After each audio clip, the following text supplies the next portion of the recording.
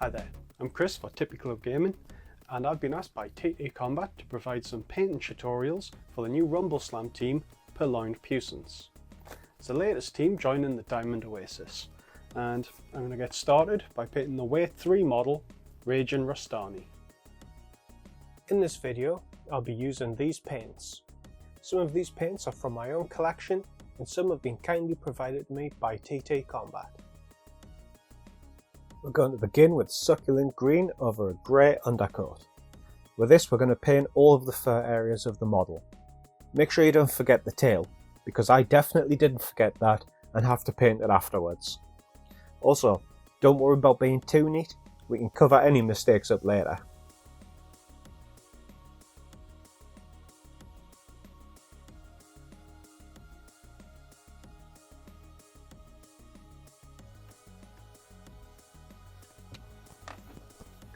Remember to keep your paints thin and use multiple layers to get full coverage. For the succulent green layers, I did 2 coats and I got a good strong colour.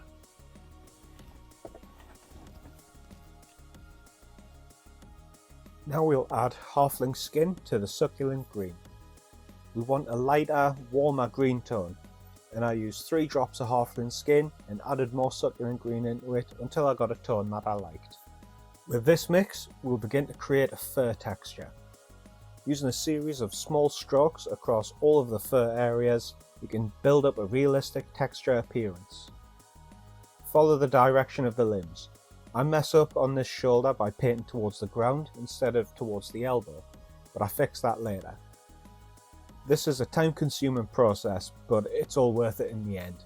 And even though we'll cover this chest area later with another colour, this builds up good texture, and the chest and belly areas of tigers have longer fur, and this will add to that.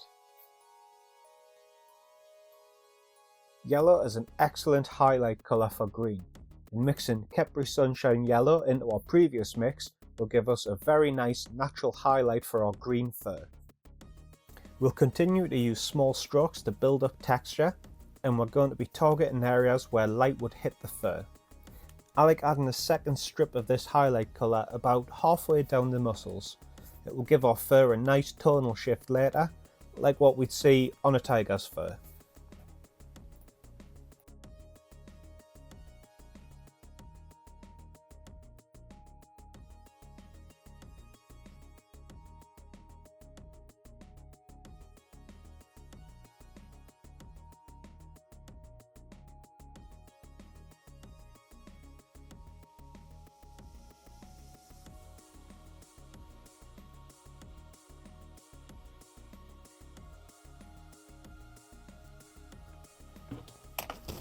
We're at what I call the messy stage. It doesn't really look like anything right now, but stick with it and we'll put it all back together soon. We're getting some great texture built up here, but we're not finished yet. We'll add some more Capri Sunshine Yellow to the previous mix, and this will create our top highlight. With this mix, we'll use small strokes to add to the topmost areas of fur where light would hit. Again, add some in other areas to create a little variance in the fur tone. The head of the model has sculpted fur detail, so think of this area as more of a traditional highlight.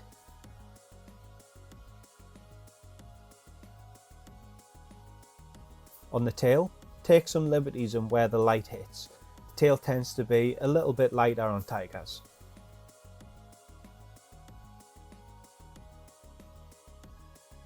We've created some amazing looking fur texture, but remember how I said earlier that the chest and belly of a tiger has longer hair? Well, now we're going to develop that. We're going to use raw linen for this. It is a light grey with a slight brown tone, which will be a great base for the lighter fur. Make sure it's thin down though. On the chest and belly, we'll paint the area in as normal. Since the paint is thinned, we'll maintain that fur texture beneath and it'll give us some nice tones later. On the edges of the lighter area, we'll use those small strokes again to give it a natural gradient into the lighter fur. We'll also paint in the hair around the head, where it would lead into the neck, and also on the muzzle, Again, use the small strokes to help blend from the green into the light fur. Use a couple of layers of raw linen to build up the lighter tone gradually. Remember, it's better to use multiple coats to build up the colour.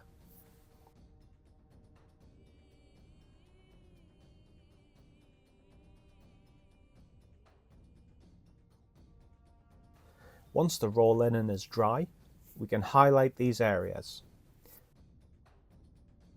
Add white to the raw linen to make our highlight tone. Again, we'll keep this thinned.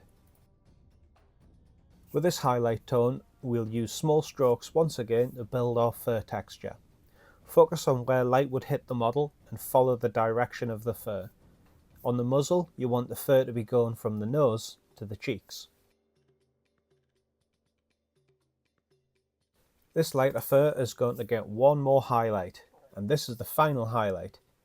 Mix a little bit more white into the previous mix. Focus your strokes on the highest points of the light areas. Once you have it to your liking, take a deep breath. We're finished building the texture. Now we have our fur texture established, we're going to tie it all together by using a glaze of marsh green. We're going to use this glaze because it gives us more control than we would have with a wash.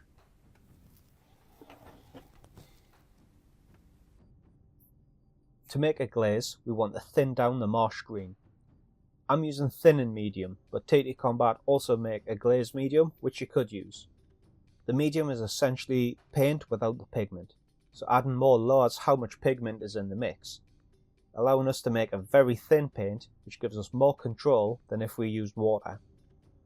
We want our mix to be quite transparent.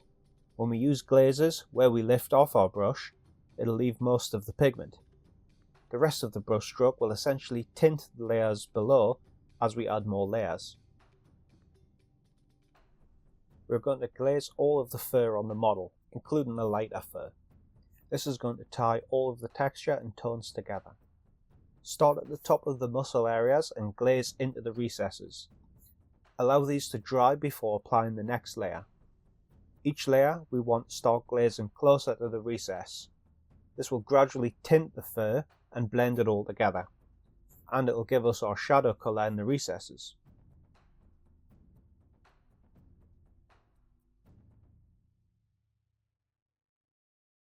On the lighter fur, it's going to give a lighter green tone, but maintain our highlighting and give us some really nice tonal shifts.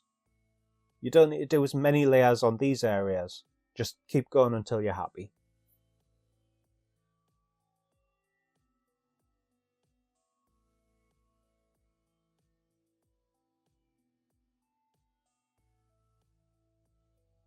Once you have the fur to a tone you like, if you want to develop the shading more, you can apply the glaze directly into the recesses. I also apply it around the elbow pads and the pants as a way to outline the areas. I also add some to the hands as they're going to be heavily shaded in this pose.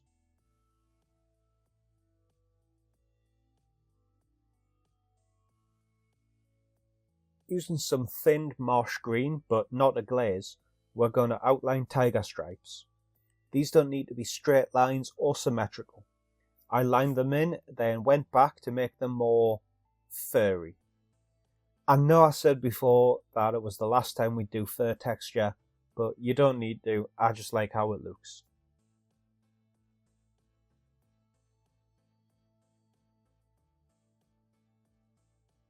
On the head, I add a little line down the middle, then branch off at the ends.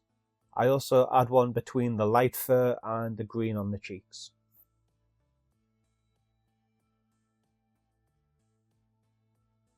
Now we'll use my favourite yellow ever, Spotlight Yellow.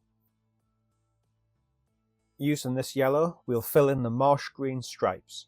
Leave an outline of the green, which will give us a nice border between the yellow and the green fur.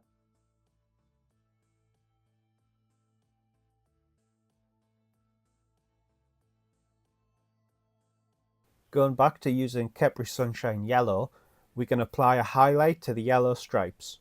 Remember to keep it thin and the texture beneath will show. Again, I chose to apply this as fur. Now we have the fur complete. It really makes this guy pop, and I love how it's turned out. We've really added a lot to this model. Using Rumble Skin, we're going to paint in the flesh coloured areas, like the tongue, the inner ears, and the nose. Be careful while painting these areas. You want to be as neat as possible, so ensure your brush has a good point on it. Using raw linen, we'll paint the teeth and the eyes. Again, be careful not to catch any of the fur. Once that is dry, using Spotlight Yellow, we'll paint the eyes. As we have some space, we can have the iris and the pupils. Using Flesh Wash, we're going to carefully apply it to the rumble skin areas, the eyes and the teeth. Take some more rumble skin and use this to highlight the nose and the raised ridge in the ears. You can also get a little highlight on the sides of the tongue. Now we'll use black. Dot in the eyes. Remember to have a good point on your brush. I find it easier to paint the model's left eye normally, then turn the model upside down for painting the right eye.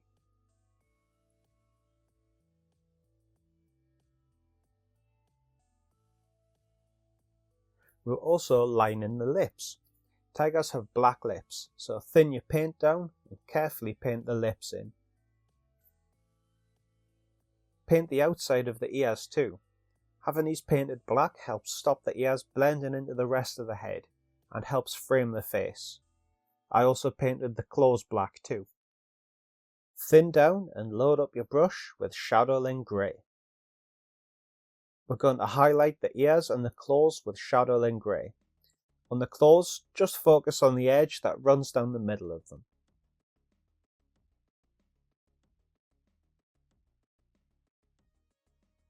For the top highlight of the ears and the claws, we'll use Admiralty Grey. On the claws, just dot the highlight on where we painted the last highlight. On the ears, just add a little to the edges.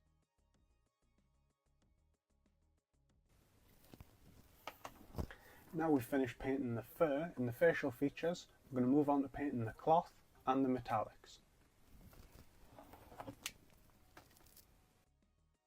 Using raw linen, we'll get a base coat on Ridge and Rostani's trousers.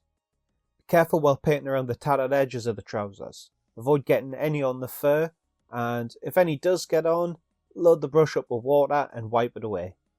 Remember to get the little patch of trousers around the tail too.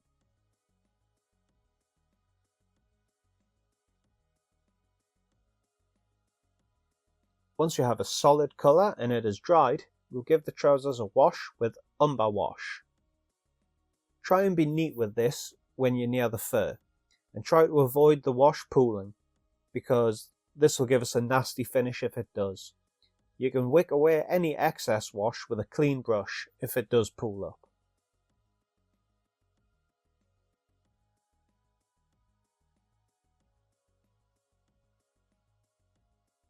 While the wash dries, we can use Vexing Purple to begin painting the elbow pads and the sash around the waist. We're going to leave the border edge of the elbow pads for now, so if a little bit of purple gets on there, it's not a big deal, and it gives us a little barrier for painting the purples. For the sash, it's split in half by the belt, so don't worry about getting paint on the belt because we'll clean that up when we get to it.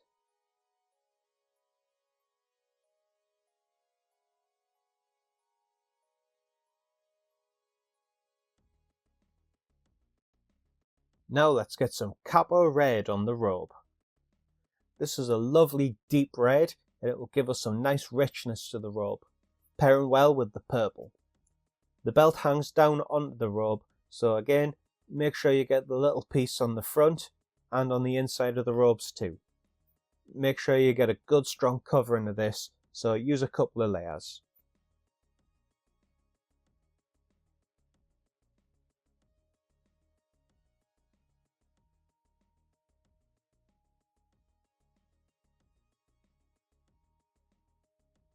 Using purple wash, you can give the elbow pads and sash some shading. Like before, try not to let the wash pool on the model.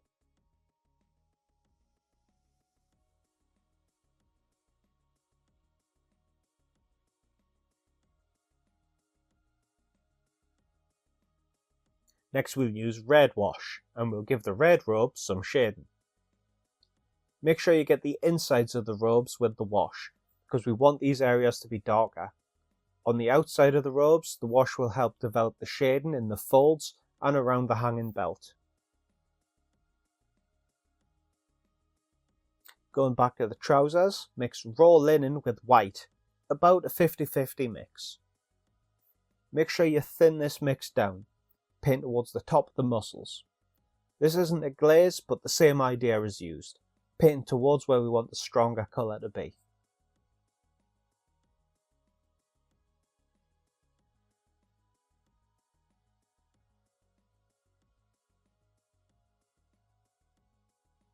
Using resplendent purple, we can highlight all of the purple areas. Target all of the areas where light would hit, and leave to dry before painting your next coat, and repeat until you have a good strong colour.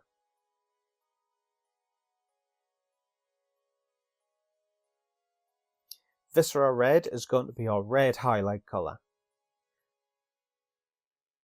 Highlight this the same way you have previously, keeping the darker tones in the recesses of the folds.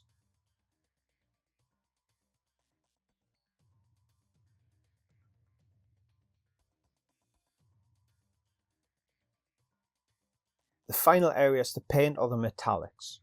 Using counterfeit gold, we will base coat the borders of the elbow pads and the belt and necklace. Use a brush with a sharp tip and be careful getting gold onto the rest of the model.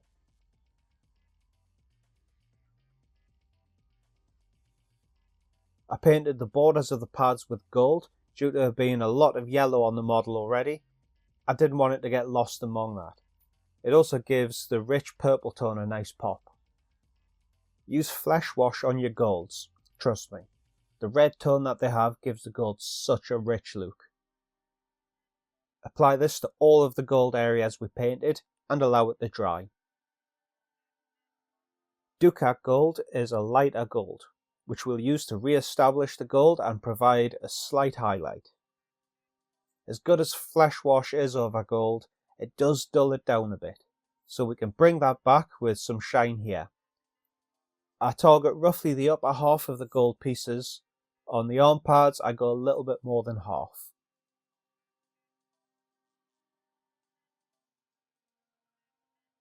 Platinum Star Metal is a great silver to add as our final highlight to finish the model. Highlight just the top edges of the gold areas.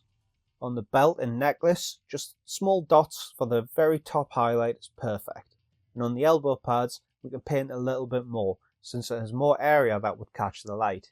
But don't go overboard with it. Less is definitely more with this.